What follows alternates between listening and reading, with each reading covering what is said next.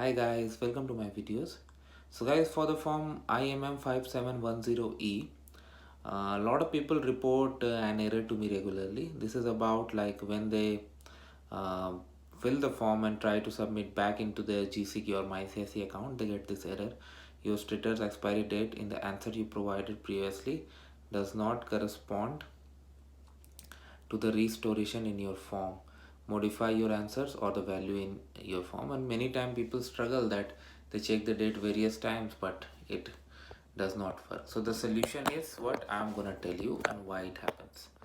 When you go through the questionnaire, it asks you similar questions like you say that you are already in Canada initially, and then it asks like when your status expires. So you put a date over there. Okay, if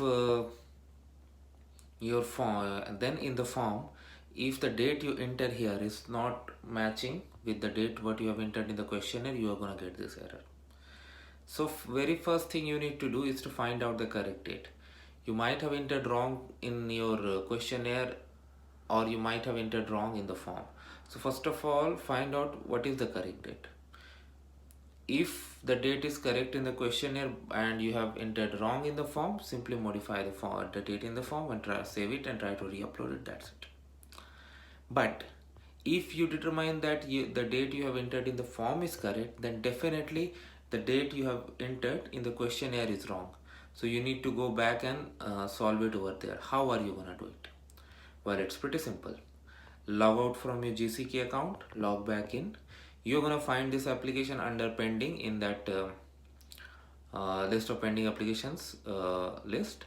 There'll be a link continue application. So once you click on continue application, it's gonna show you the answers to all the questions that you have put in. So in that case, go to this particular question.